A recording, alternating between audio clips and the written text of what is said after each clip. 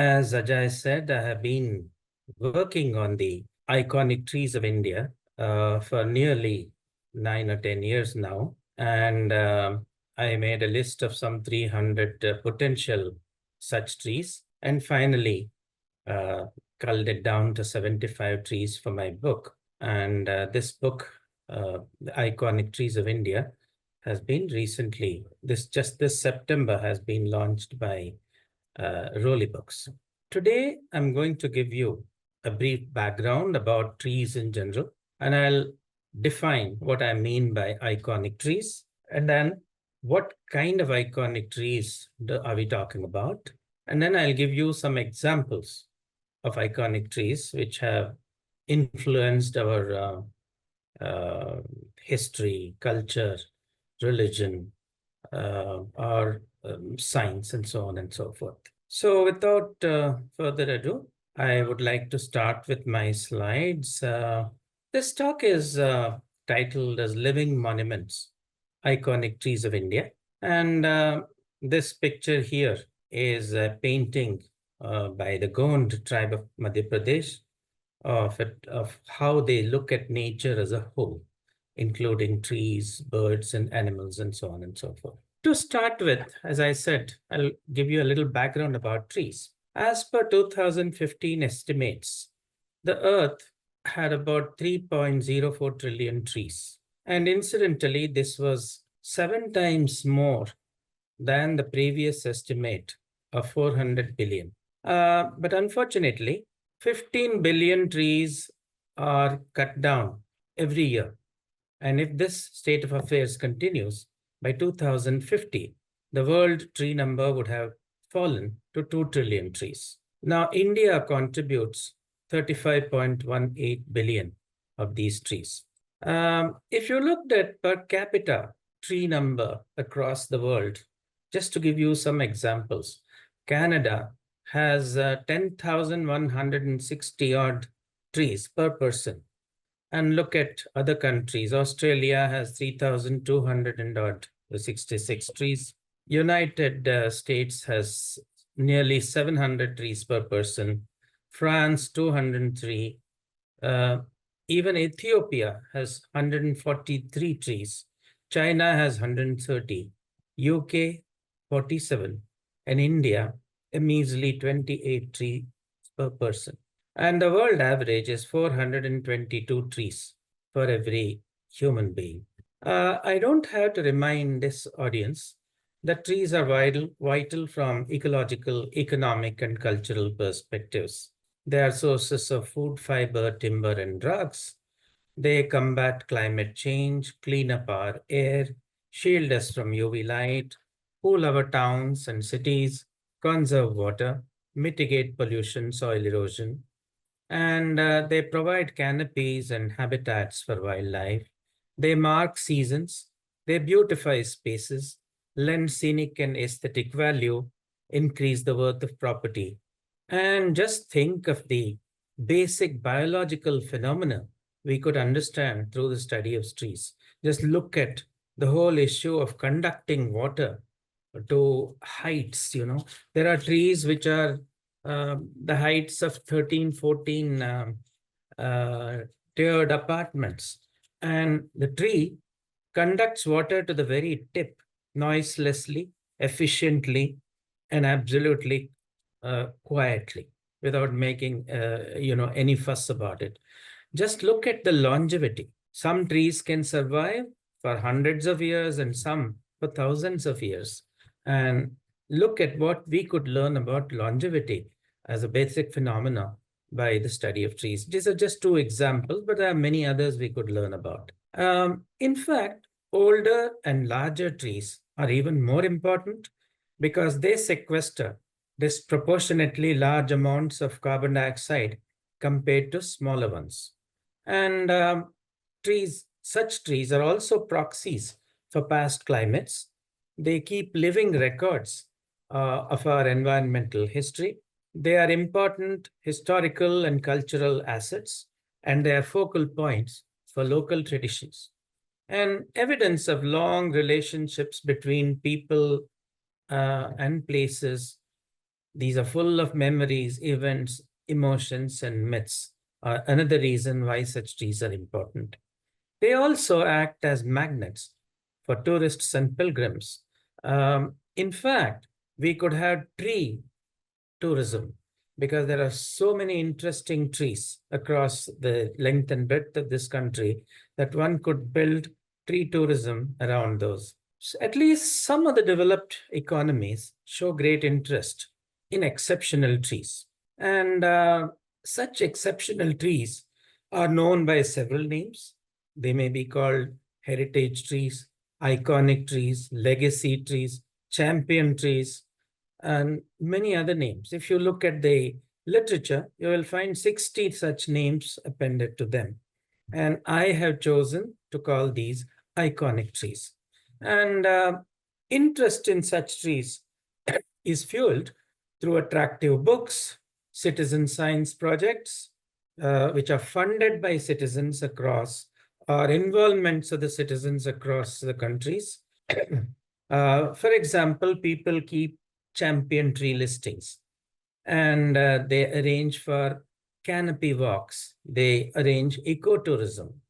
And such champion tree, they also keep champion tree registers, maintain them. Every year they update them, twice a year perhaps, or thrice a year, so that people are asked to nominate such champion trees to the register, which are digitized. And a committee will look at these claims and then include them so that newer and newer trees get added to these registers, which become current. Such programs on heritage trees are present even in countries like Singapore, Vietnam, and South Africa.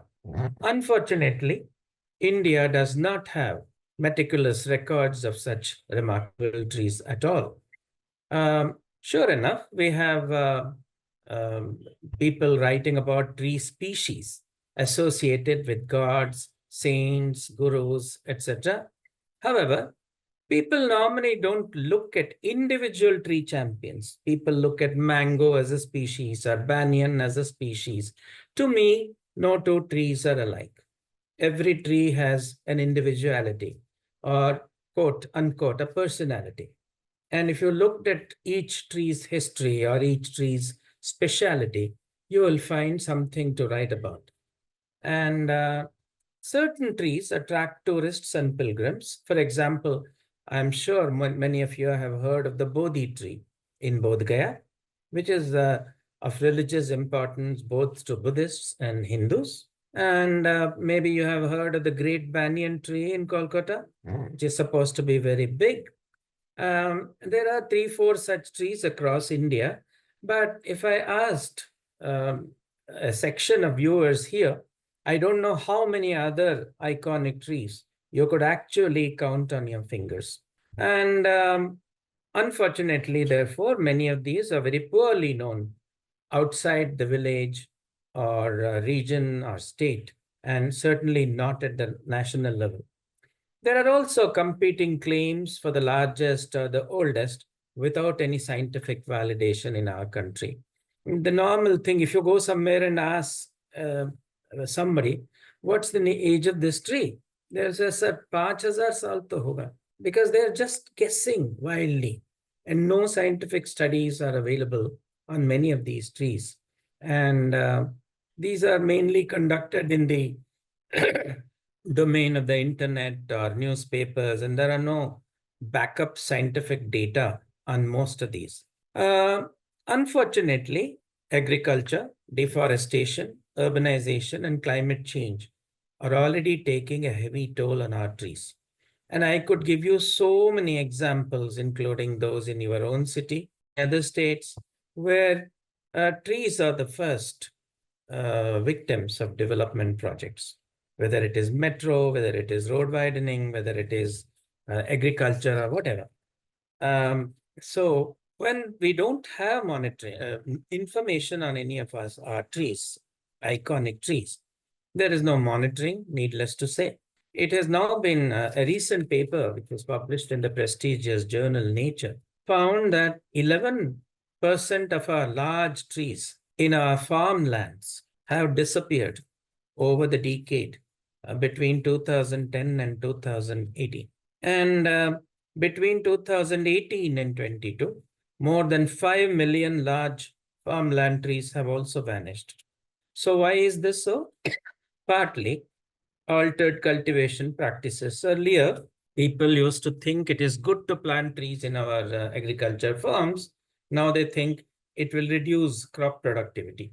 So, unfortunately, we are losing our heritage trees even before we come to know about them. So, what exactly are such iconic trees? How do we define them?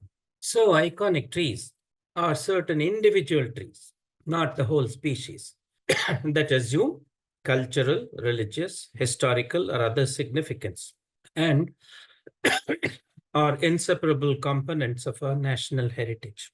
Such trees stand out in some exceptional, extraordinary, and uncommon manner and are recognized as such by local communities, but largely unknown outside the village, state, or region.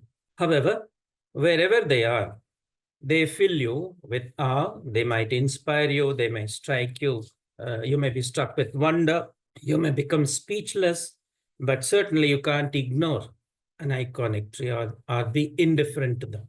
So wherever they are, such tree champions are priceless national resource to be treasured, nurtured, protected, and passed on to our successors. For the purpose of our discussion, I have classified such iconic trees under the following 6 categories. One category would be age, very ancient specimens, which are survivals of a long gone age. And then uh, age is a criterion, then dimensions, physical dimensions, champions and giants having record dimensions. As you perhaps heard me earlier, the great banyan tree is a very huge tree, right? Although it is not the largest in India or anywhere. I'll come to that later. So the third category is of trees of historical importance, having been linked to some important events, personalities, places, periods. They could be happy events in history where coronations of kings have taken place under them. For example, the uh, Raj Tilak ceremony of the first Maharaja of Jammu was undertaken under a Putranjiva tree in Akhnur near Jammu. Or they may be very macabre and black death events. For example, the Adil Shahi kings used to behead enemies of the state or political rivals under a huge baobab tree, which collapsed about 2, 3 years ago in Bijapur, Karnataka. Another category of such trees could be botanical curiosities. They may be very rare introduction, are interesting in some botanical manner, are having features of special botanical interest. Then there are trees of religious significance. One can give lots of examples of such trees. I mentioned Bodhi earlier, but there are many others which are worshipped as kalpavrikshas, parijatas, and whatever. Or they could be of cultural importance. The whole of establishment of Shantiniketan is so vital. I mean, it revolves around uh, 2 chatim trees that are devil's tree or Elstonia scholaris trees, under which Maharshi Debendranath, the father of Gurudev Rabindranath Tagore, prayed under them one evening, and then he found so much peace that he bought up the nearby land and established Shantiniketan. And those trees were of special significance to him and his son. And the place was named Chatimtala. And many of the Tagore's poems and creative works have been inspired while he was sitting under these trees. So that's of great cultural importance. I'll give you 1 or 2 examples later. Then I have also included avenues and groves of particular importance or significance. Of course, I must rush to tell you that Some trees may belong to just one of the above categories.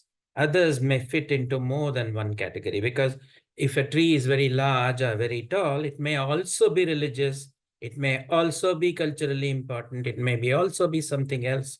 So one tree may have many other. So this is not a watertight classification. So my work over the last decade celebrates iconic trees from across India.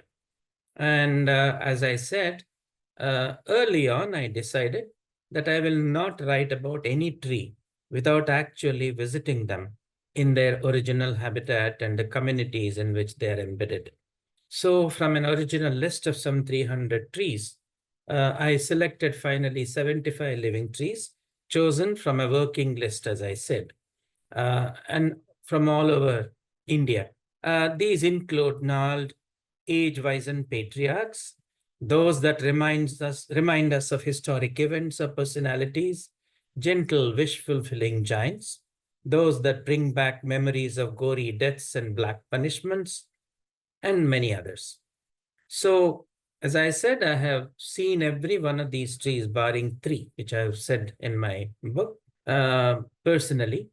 And this has been published by Rowley Books recently under the title Iconic Trees of India. Hopefully, this work will encourage preparation of district, state, and national level heritage tree registers in our country, stimulate more studies on linking trees to science, people, history, and culture, inspire public participation in nominating heritage trees, and result in better conservation. And for that to happen, first we need to create better awareness, and awareness that would lead to appreciation, appreciation that would lead to ownership, and ownership is something that would result in conservation. So the larger goal is to ensure that these trees are conserved, admired, passed on to our next generation. So let me give you some examples of the oldest trees in India. Incidentally, I don't know how many of you know this. The oldest tree in India is a Himalayan pencil cedar of the species Juniperus polycarpus. It is in a place called Keelong in Lahaul, Spiti, and its age is 2023 years, going back to 16 BCE. You might say, how do you know its age so accurately? This was discovered in 2006, I think. So now its age must be about 2040. When it was discovered, it was 2023. So there are two methods of correctly discovering or estimating or determining, rather, the age of a tree. You don't have to kill the tree for this purpose. There is what is known as an increment borer, which is inserted into the trunk of a tree until the very center of the tree. And a small cylindrical piece, smaller than the diameter of a pencil, you can see that in the second lower bottom picture. It's taken out and it leaves a very narrow hole, which can then be plugged with disinfectants, and the tree will not be affected in any way adversely. And this will then be taken to the lab, dried and polished. And then you can see the rings produced annually in such trees. So the ring nearest to the bark is this year's growth, for example. If you cut this after the growing season of 2024 or 25, the inner ring to that, adjacent ring inner to that would be 2024, then 23, 22, and so on until you get to the last one. So each ring represents 1 year's growth, which means you can assign a date to each ring in a tree trunk. And this is how, and there are computer softwares now available, which stores information about all the others that you have done or the world has done. You can compare these. The other things that you would notice here is that the width of the rings or growth rings is variable here. So the wider the growth ring, the better was the growing condition in that year. The narrower the growth ring, for example, here, or even here, the conditions were adverse. So therefore, it will tell you what the growing conditions were You can then determine what is the determining factor there. Is it precipitation? Is it temperature? Is it something else? And so on. You will also know which year that thing happened. So they are archaeological storehouses of uh, climatic history, and you can use them to date each ring. So this subject is called dendrochronology and dendroclimatology. And there are many institutions today which have become active, and there are now about 20-25 people who are actively working in this area. The other method is to do what is known as radiocarbon dating. Without going too much into details of that, uh, this technique has not been used for trees in India. There are 3 or 4 trees that have been used to determine Indian trees of their age, but those studies were done abroad and not in India. But that's a useful technique that people also employ. So using this technique, this tree is a Himalayan pencil cedar that's now known to be scientifically, officially, the oldest tree recorded in India. This is how it looks. I'm giving you now examples of trees. There are other old trees which are considered to be, I have provided in the book about 40 or odd number of trees, which are the oldest trees in this country. I don't want to go into the whole list here. Now, moving on, let's look at some champions or tree champions with record dimensions. So, the largest tree, if you looked at the crown area, canopy area, as determined by Google Maps, the world's largest tree, not only India's largest tree, is a banyan, which is in a place called Guti Bailu, that's the village, near Anantpur in Andhra Pradesh. And this is the tree in the upper picture. And this one tree is like a forest. And this is the largest tree in India and also the world. It holds the Guinness Book record for 1989. And the area covered by the canopy of this tree is equaling about 2.7 football fields. 20,000 people can stand under this. And it's amazingly great. If you enter inside under the canopy here, the temperature would be at least 2 or 3 degrees lower than the ambience surrounding this tree. The legend is that this tree, there was a lady who was very pious, and she committed sati when her husband passed away. From the funeral pyre, one of the beams that were used started becoming green and sprouted. And from that tree, this whole entire forest-like thing evolved. And today, under this tree, they have a shrine for this lady called Timmamma. And in Telugu, the local language, it is known as Timmamma Marimanu, which means Timmamma's banyan.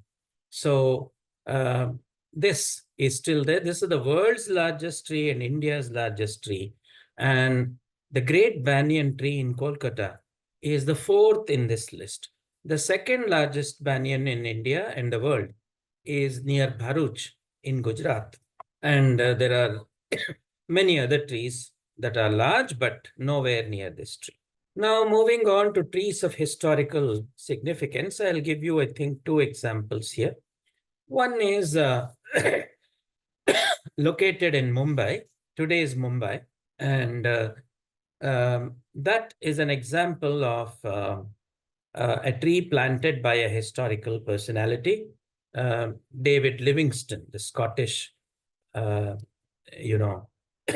person and adventurer and geographer and so on. And the second one is an example of a peepal tree in Pune. So I'll give you some examples, some details about these. Now, you know about Sir David Livingstone. He was a great explorer and a missionary.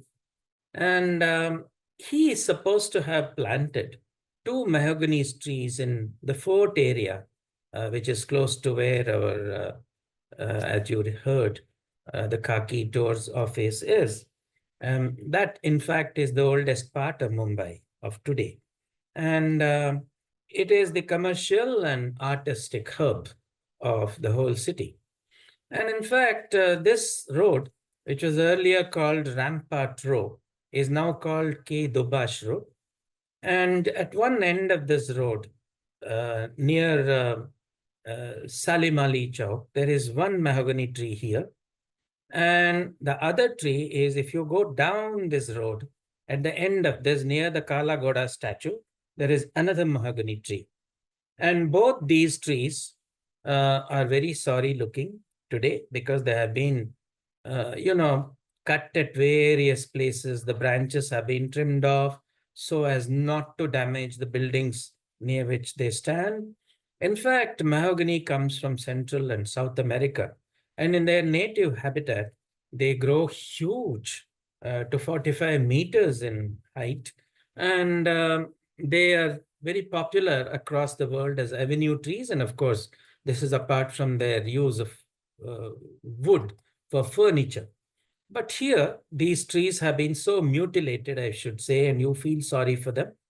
These two trees are supposed to have been planted by David Livingstone in 1865. Now, we do know for a fact, did Livingstone really plant these? I was unable to dig up any record to show that. I tried hard to find out whether David Livingstone really planted those. There is no record. But it's a historical fact that Livingstone entered Bombay Harbor in June 1865 in his steamship called Lady Nyasa, a voyage covering about 4,000 kilometers and occurring over 45 days. And he arrived from Zambezi in East Africa. At Bombay at that time, he was Governor Sir Henry Bartle Frere's guest. And in fact, Governor Henry Bartle Frere was the man who really transformed the whole of city area.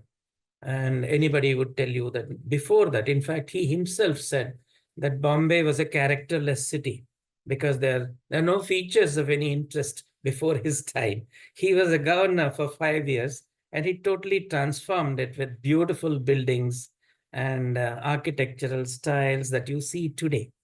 The only living connectivity to those days of Governor Frere are some ancient trees dotting fort area even today.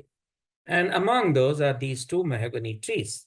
So when he arrived at Bombay and people knew that he was coming, so Governor Frere extended him welcome and asked him or requested him to be his guest at the governor's house. And it took a great deal of persuading to make him agree because he was normally a reticent person and wouldn't accept, not very sociable that way. So finally he agreed. And it's a fact that he spent over a month in Bombay. He also visited Nashik and Matharan in between, within that period. So there is no reason why he could not have planted those trees at the request of Governor Frere. But solid evidence to say that he actually did is still lacking. If he did, those two trees are today close to 150 years now. It's hard to say how old they are just by looking at them because they have been so mutilated. Some scientific studies would be necessary to determine their actual age. But in any case, they are very old and worth preservation. And in fact, unfortunately, the Mumbai authorities have not even placed a board or a sign somewhere to say that these are heritage trees. And that's a very sad thing, and they would do well to do such a thing. The other tree is also a historic tree, but this is historic for a different reason. That was a happy thing because it was planted by Livingstone during his visit to Bombay. But Umaji Naik's tree is a reminder of Black Deaths of those days. Now, those of you who have heard of Umaji Naik know that he was among the earliest freedom fighters to rebel against the British regime of those days. In fact, 25 years earlier than the so-called Sepoy Mutiny, or what we call the first freedom struggle of this country. And he came from a community called Beraj or Ramoshis. And traditionally, the Ramoshis were hired by the Maratha kings before British took over those forts as security for their various forts in the kingdom. And in return, they were given lands and agricultural handouts and so on. And once the British took over uh, the Maratha kingdom, when they conquered the Marathas in 1818, the Ramoshis had no use for the British, and therefore they were stripped of their hereditary rights. Their salaries were stopped. Much of their agricultural and other lands were taken away from them. Most of them became jobless. There was a lot of discontent. And one of them was Umaji Naik. And when he returned to his village, he found that most of the lands were taken away. And unfortunately for him, he antagonized the Kulkarni of his village. Oh, the guy who keeps the land records and so on and so forth, who made his life very miserable. So he became so desperate. And already by that time, there was open rebellion against the British regime, against these acts. And Umaji joined a band of rebels. And soon he became their rebel leader. Between 1825 and 30, in those 5 years, Umaji assumed total leadership of this band and started pillaging and attacking various government offices. And he targeted British personnel and their properties and killing so many of them. And at some point of time, he declared himself as a king. And King Umaji said that anybody who brings the head of a British, would be rewarded. And initially, the British thought that he was just a small, a scratch on their nation's skin. But his acts of more and more daring, acts actually started making them very uncomfortable. So they actually announced a bounty of rupees 10,000 rupees on his head. But Umaji was like almost like a Robin Hood. He would rob the British and help the villagers to some extent, and therefore people liked him and they would not betray him. And ultimately, it took a fellow Ramoshi to betray him, as usual in Indian history. And he was brought back to Pune, where most of his daring acts took place in that district, and then finally hanged on 3rd of February after a short trial.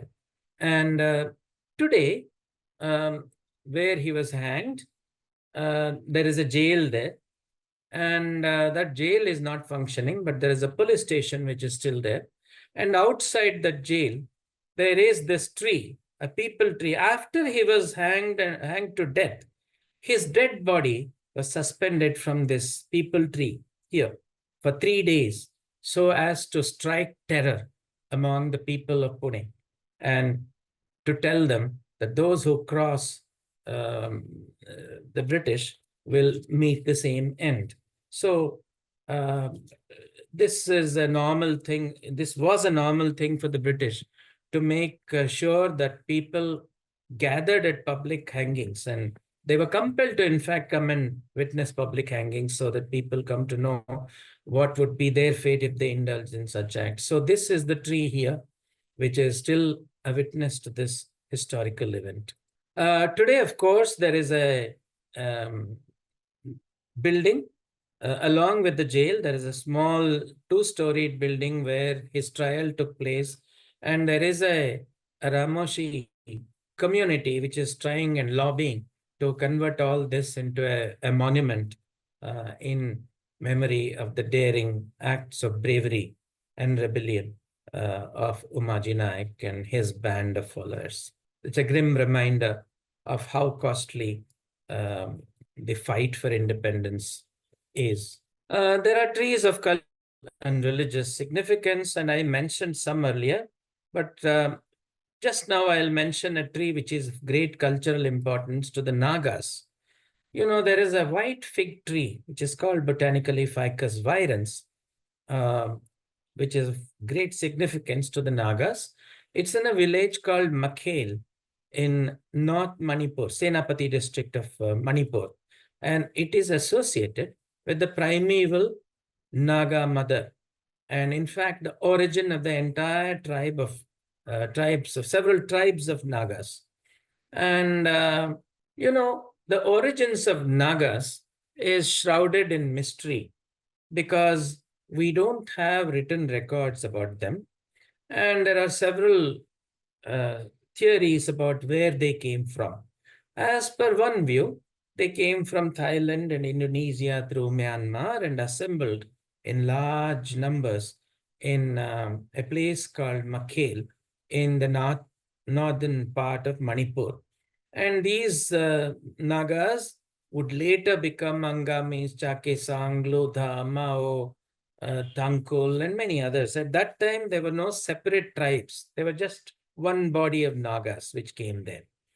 And there is a popular Naga myth associated with their origin. In fact, that tree which I showed you, close-ups of this tree here you can see, and this is the village chief's head office or residence here. And this primordial Naga mother was apparently resting under this tree. And a vast, dense cloud enveloped her. And she got impregnated by the cloud. And she produced three offsprings. One was Okay, which is a tiger representing the entire animals of the wild. Then there was Oro, who was actually a celestial being representing the gods and so on. And the third one was Omai, who was a human being.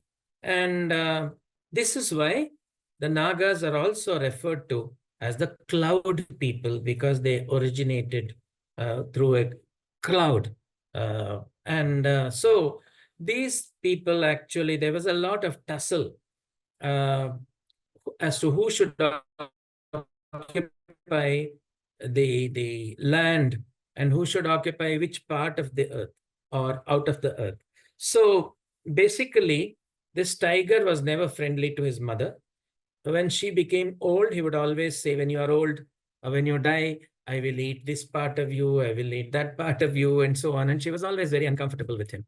And similarly, the second son, who was representing the celestial bodies, would be indifferent to her. So the only one she liked was this human son called Umai, who would tend to her, who would talk gently to her, and so on.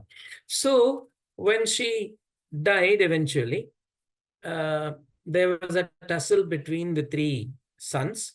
And finally, it was decided that the youngest son would inherit the home where they originated. The tiger would go away to the forest lands to occupy the wilds, and the celestial person would go to the heavens to occupy those.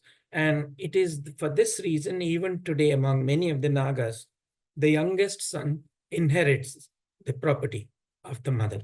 A very interesting story. And there are many such stories associated with many trees. So there are others. For example, I mentioned about botanical curiosities. And one example I would like to give you is a people tree that swallowed a pillar. And how did it swallow a pillar? Now, there is a place called Suchetgarh, close to Jammu, and there is an Indo-Pak border checkpost there. And this is an international boundary managed by the border security post at this place called Suchetgarh. And it is also known as BSF Octroi post because in undivided India, trains used to pass between Lahore and Jammu. And they used to collect octroi at this place because Suchetgarh then was a very big trading post at that time. And when the countries, India was to be divided into India and Pakistan, um, an international boundary was demarcated in 1947 under the name of Radcliffe Line by the architect, uh, Mr. Cyril Radcliffe. And this Radcliffe line actually is the zero line between India and Pakistan. And there are white pyramid-shaped pillars, this kind of thing, for example. Here you see this is the checkpost. This side is India, and that side is Pakistan here. And between the two, there are the zero line. And this is pillar number 919, for example. And there was also a similar pillar, 918, on this side. But around that, near that checkpost, there was a peepal tree growing. And because of radial growth, the peepal tree started encompassing the pillar, border checkpost. And eventually, it surrounded it completely and engulfed it. Today, you can hardly see the checkpost at all. And it is wonderful that both the Pakistanis and the Indians decided that the new border checkpost number 918 would be the tree itself. They did not demolish or cut the tree away. So now this is the only instance that I know where a living thing represents a border checkpost. And in this case, it is border checkpost 918. And see, this side is India, where they have the BSF has built a platform this side, and that side is Pakistan, where they have also built a platform here. And this is 918, the tree itself. 3 branches come towards India, 2 branches go towards Pakistan. The tree doesn't bother whether it is in Pakistan or India, and that's a great thing, for us to look at. It's most of the tourists here, of course, they don't allow your cameras, and I had to beg them very ardently to let my cell phone go with me. And this guy came with me to make sure the Pakistanis won't fire at me when I was taking picture of this tree, because we don't want to provoke them anyway. So if you looked at these, somewhere here, there are bricks and cement still, you can see them inside here. So the tree started pushing against the pillar, encircled it, and gradually swallowed it up. So this is a wonderfully nice thing where there is a living thing representing the border between 2 countries. So lastly, as an example of iconic groves and plantations, I would cite you a grove of tamarind near Bangalore airport. Now, this is called Nallur Tamarind Grove. And this is near the Bangalore International Airport. And so this is traced back to the Cholas of the 13th century. And the grove is 53 acres and has about 300 odd tamarind trees, of which 18 are very old. And you look at this tree, for example, and some of these, about 3 or 4 of them are over 400 years. Apparently, somebody has done a carbon dating on this, and the Forest Department, the Biodiversity Board believes that they are over 400 years. And this is one example of such a tree. This is another example. This tree was actually struck by lightning, and 2 parts of it separated. Both of them are alive. And very interestingly, they coppice, and smaller trees come out of the ground all around them. And they have something like these roots coming from the upper parts in these hollows of the trunks. This is something very interesting. And if you go to this place, you can see these. It is declared as a heritage site by the Karnataka government, biodiversity heritage site. But beyond that, they have not done anything. So such groves on plantations are available in many parts. For example, the oldest teak plantation in the world was started in India. It's in a place near Nelumbur in Kerala. And there are many others. For example, a chinar plantation was done by Mughal Emperor Shah Jahan in Kashmir near the Dal Lake, which now is part of the Kashmir University. So I have given you a flavor of the iconic trees of this country. And the whole purpose of this talk, as I said, is actually to share my excitement about discovering such celebrities in our midst. They are our living monuments. And unfortunately, in this country, built heritage is much more valued. I can cite examples by the dozen to you, but I won't because of time constraint. We don't value our living monuments at all. And firstly, we are not even aware of them. So my book is an attempt to make people aware of what kind of uh, treasures that we harbor on our wonderful land. And um, we must therefore learn about them. And then through learning and becoming aware of those treasures, you can then admire them, appreciate them, and then own them as our own. And then that should lead us to conservation. And then we must eventually pass this on to our next generation. It has been a great journey for me, a learning curve uh, these last 9, 10 years. And I have been to so many parts of India, and it's a wonderful country. And the experience that I have had is very humbling because people are so eager to share their knowledge and be helpful to you. We all speak different languages. We dress differently, we eat different things, but there is something that connects all of us. And some of these stories that I shared with you should illustrate this point, very clearly. Thank you very much for your patience. Um, Yeah. Thank you again. Dr. Natesh, wonderful presentation. Thank you so much. I just loved hearing all of the wonderful anecdotes that you had to share about various trees, iconic trees around the place. And for me, certainly, I think the new find was about Livingston's trees, the mahogany trees that you mentioned, and we take people across walks, specifically in that part of Mumbai. So we'll certainly start pointing it out to people, like I think going forward. So really eye-opening for me as well. I have a Uh, couple of other trees also from Mumbai. okay, If you look at my book, I think there are 2 or 3 trees from Mumbai. right. So you could probably take a look at it. Absolutely. That's one book that's going to be added to our library, I can assure you, which is available for the public to come and see as well.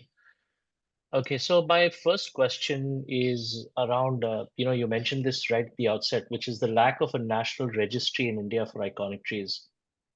Um, but maybe if I can ask you, step back a little bit to ask you, and I think you referred to it and you explained this a little bit, but what exactly is the importance of iconic or champion trees? I mean, is it about taking pride in the trees from a heritage and a cultural perspective, or is there something deeper in the sense, do these trees play the role of being what I would call keystone trees, which contribute to local ecosystems, biodiversity, air quality, water conservation?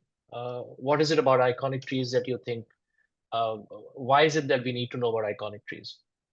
Well, I did explain in one of the slides that firstly, even from commercial point of view or tangible benefits that accrue from such trees, older and larger trees are even more valuable because they sequester larger amounts of carbon dioxide. They provide canopies and habitats for species, and in many ways, they are keystone species. For example, um, the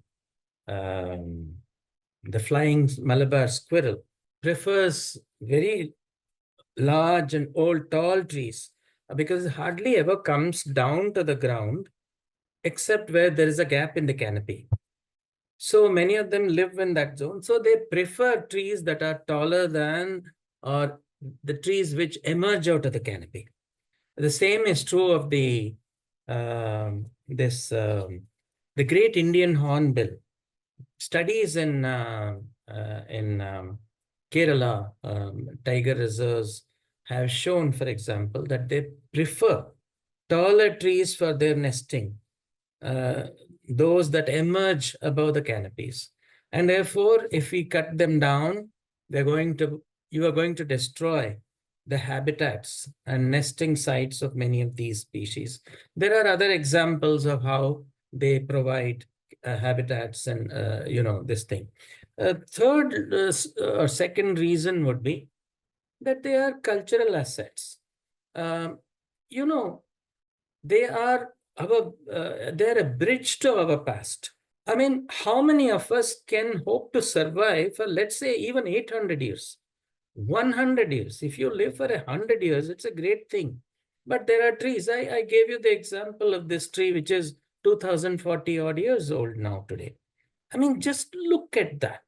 I mean, how many years, how many summers, how many winters, how many springs it would have been seen, and how many memories it would store in terms of climate, in terms of as records of climate, past climates, and so on. So, as cultural assets, as bridge to our own past, as trees that accrue carbon in their wood, and look at it any which way you like, they are of great importance to us. So then that begs the question. I mean, why is there no national registry? Is it just a matter of the simple argument that we sometimes always seem to make, that it's a matter of priorities? Can a country like India afford this? Or is it a deeper issue than that? I mean, you've been in the system. What is your view of why we don't have a national registry today? There are tree acts in each state. And unfortunately, the tree acts don't even protect our own trees enough, and let alone special trees among them. There's no mention of any heritage tree or iconic tree in any of our tree acts so far. And therefore, even the existing tree acts, time and time again, Supreme Court or some other court comes in to ensure the protection of our even avenue trees or city trees, or people cut down. As I said, trees are the first victims of any development project. They don't have votes, so they are, expendable. And you are aware as a Mumbaiker about the whole array, uh, fiasco, where 2,000 odd trees were cut before even investigations could be made. So the governments of the day find it easy to do this. And unless there is spirited public resistance, things won't move. It's easy to make laws, it is easy to make acts, but acts don't protect trees by themselves, right? So the one great example I can think of in Mumbai is the Save Rani Bagh campaign. For some reason, the Maharashtra government of the day decided to convert Rani Bagh into a Singapore-style zoo by cutting down some trees and making buildings there. And then overnight, these people made this Save Rani Bagh group. And for 11 years, they fought the government's projects tooth and nail. And finally, they changed the whole city planning in that area. And they also brought out a beautiful illustrated book, Rani Bagh at 150 years or something. It's a wonderfully great way of telling the city people what a treasure they have. And this, today, fortunately, that has been done. And there are other examples I can cite in Dehradun, where Ghantaghar is considered as the symbol of Dehradun. But a people's tree standing next to the Ghantaghar was to be cut down. But similar protests by civil society activists have made sure that it is saved. So unless there is people's involvement, not acts alone, not rules alone, uh, things won't happen. I think you've actually just answered a question that Aarti Shah had. The first one that came up is, how do civil society organizations and corporates prevent deforestation, which must, on this scale, also include iconic trees?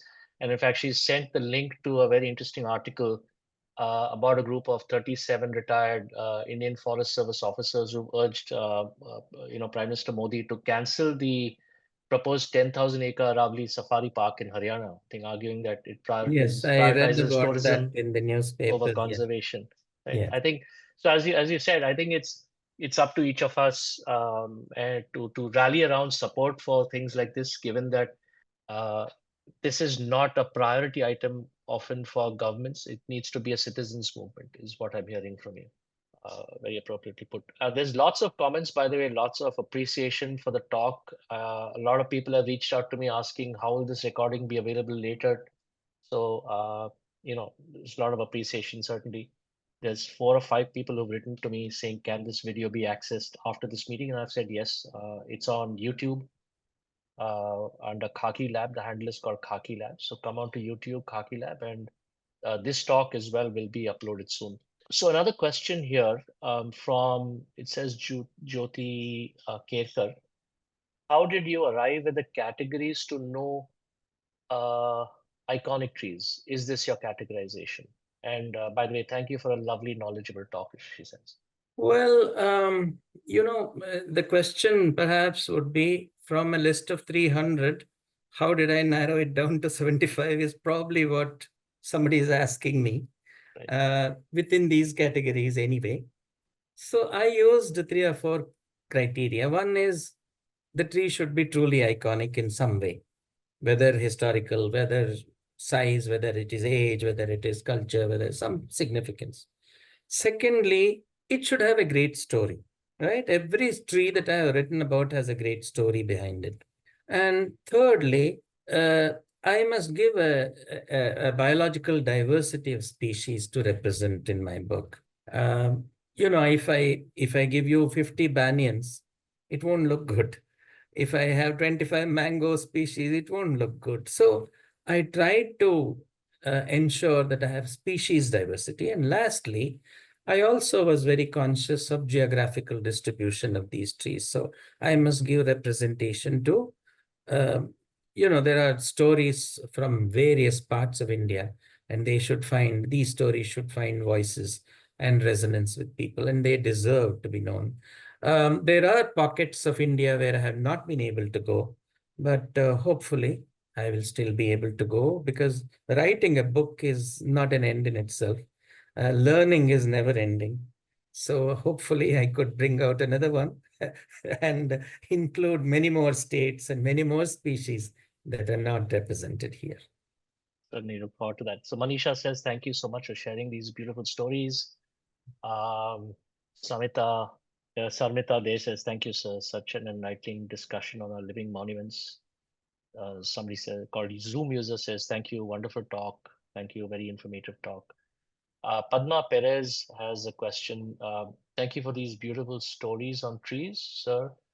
Please enlighten us further on, in quotations, ownership leading to conservation. I'm sure this is not ownership in the sense of turning trees into property, but something else. What kind or sense of ownership would lead to ordinary citizens to participate in conservation? So absolutely, I don't mean ownership in the sense of possession.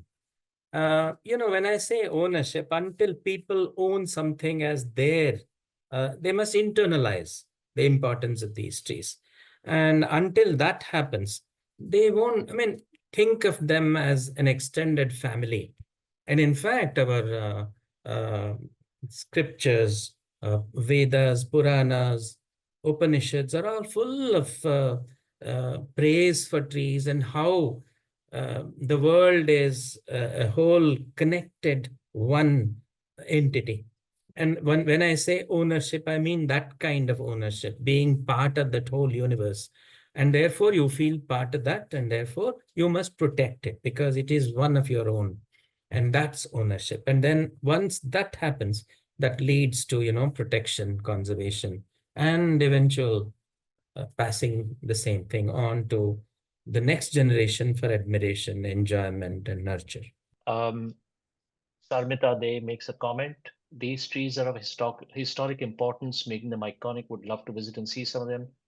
It's unfortunate. I think that what she means is it's unfortunate that there need to be movements of citizens against governments across states for protection of trees. But I think that goes back to your point, Dr. Natesh, that this has to be something that citizens as a body need to get together and put pressure on governments to do, because this is not on their obvious list of priorities. There are So that's knee-jerk reactions today by several states, including Maharashtra, Uttar Pradesh. There are a couple of other states. Um, First of all, there is no national debate or discussion on what should constitute an iconic tree. Somebody says 50-year-old, all the trees above 50 years are heritage trees. One other state says all trees above 100 years are heritage trees. So nobody discusses with anybody. And everybody, puts across things which they think is, somebody says, I will not include any exotic trees, only natural indigenous trees will be called heritage trees.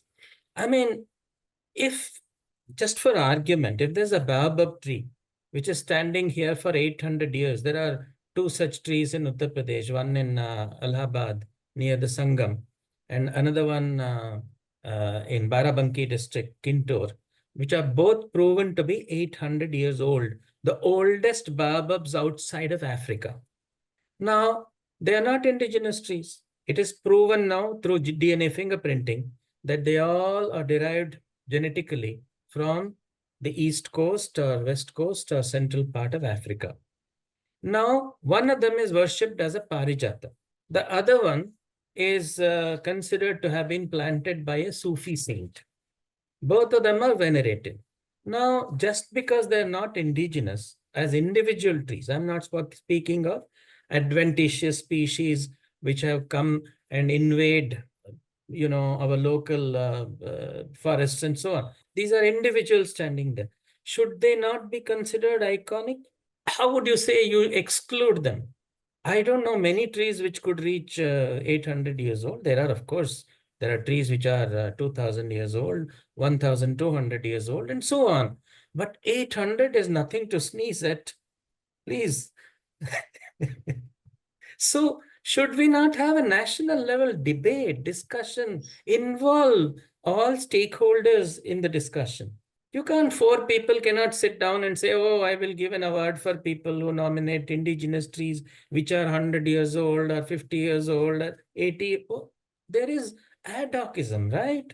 Informed decision making is what is required. so actually that I have a question on that which you mentioned, which is how does India fare? I know it's pretty pathetic, your opening slide on trees per person. But how does India fare on biodiversity of trees, given our varied sort of climatic conditions? Do we? There is a paper which I could share, but we do have varied geographical and climatic conditions. And we do have a good number of trees which are diverse. There we have a diversity of trees. If you look at my own book, even among the 75, there are some which are repeats. For example, you can't live away from the fact that banyans, peepals, neems, baobabs, these are all the most common trees, trans-Indian trees, right? One end of the country to the other. There are trees like chinar, for example. You don't find them outside of Kashmir. When you plant them outside of Kashmir, they don't do so well anyway. So there are trees which are totally uh, restricted to few geographical patches, but there are many endemic species. So we are not doing badly because Western Ghats, Eastern Ghats, the Himalayan belt, these are all world's three biodiversity hotspots. So we should be very proud of that legacy. So Srinivasan Mandadi has a comment: over the past decade, we've identified and located ancient trees in Tamil Nadu, something like over 2,500 years old, deeply rooted in the cultural heritage of ancient temples. So is this session offers comprehensive insights into these sort of natural monuments, is the comment. And I had one final question, which is, uh, if you, it's always a little bit of a difficult question to answer because it's a strange question. But if you could pick one tree in India that most urgently needs protection, for whatever reason, ecological, historical importance, which one would it be? I cannot answer that question at all because for me, every one of them needs protection. There are some which are, just to give you a clue, most trees under which religious shrines are built are reasonably well protected. That seems to ensure some degree of protection because many of them occur either within dargahs or temples or gurdwaras. People don't go and cut them down. But my worry is that we have many hundreds and thousands of iconic trees in this country about which we know nothing. Just on the roadside, I mentioned about this roadside tree in Fort area. I mean, if I didn't tell you about this tree, people won't even look at it, right? Absolutely. So this is my worry. So every one of them needs protection, uh, especially those which are outside religious precincts. And it's not an easy task. At least if you can't protect the whole ecological habitats, at least protecting one tree should be possible for a community. Protecting 20 trees within their community should be feasible. So I think this is a doable task. If each one of us takes up this task seriously, involves himself or herself in identifying such trees. And in fact, much of my knowledge has not come through botanists or foresters. This has come through communities, people who are far remote from botany, architects, sometimes lawyers, finance people, people who are just interested in nature. I'm sure there is a diversity of people attending this talk today. And these are the people who matter. Not that botanists or foresters are unimportant. They are absolutely vital to this discussion. But I'm saying it's not essential to be one. All that you need is a zeal to discover something different. And, you can acquire that knowledge from anyone, any source. And I have learned it from so many unexpected sources that's what I said. It was a very humbling experience to me. I am a trained botanist. But, people know so many things and they're so eager to share that knowledge. So, Well, I can tell you, I mean, I've heard of people being enthusiastic about wildlife and then birding. And I'm sure after this talk, a lot of people, me certainly, will be much more enthusiastic about trees. So thank you for this is adding my that to my. favorite thing to say, you you ask somebody who comes back from Jim Corbett or some other wildlife place and ask them what did they enjoy. They'll say, oh, I saw 3 tigers, or I saw one tiger 8 times, or I saw the paradise flycatcher, or I saw the this bird or that bird. And they will even tell you about butterflies. Then you turn around and ask them, how many trees did you enjoy looking at? And they will become speechless, because trees are like a sack of potatoes. You don't look at individual potatoes in a sack, do you? When you go and buy a kilogram of potatoes, you just look at potato as a potato. So a tree is a tree. So tree is a kind of amorphous background against which the rest of the life plays itself. Uh, you know. So this is the tragedy. And there is Yeah. this thing called plant blindness, it used to be called earlier. And we take them for granted. And for someone like me, it is very annoying at the same time. It is depressing. And to me, as I said in the beginning, no two trees are alike. Just go and, look at them. Are two people absolutely, we are all human beings. We are all Indians. And, you are different. I am different in many ways. So are trees. So it's a question of going around and seeking what is it that makes them different? Why? To what extent are they different? What are they associated with? So this is my favorite, what would I say, a pet peeve? Well, you certainly made a lot. You certainly increased the tribe of tree watchers after this talk, I'm sure. So thank you Hopefully. for that. What a wonderful talk it's been, Dr. Natesh. And thanks to everyone else for joining us this evening. Please be sure to tune in again for next week for another engaging talk. Thank you all and have a great weekend. Thank you. Thank you, Ajay, and thank you all the viewers.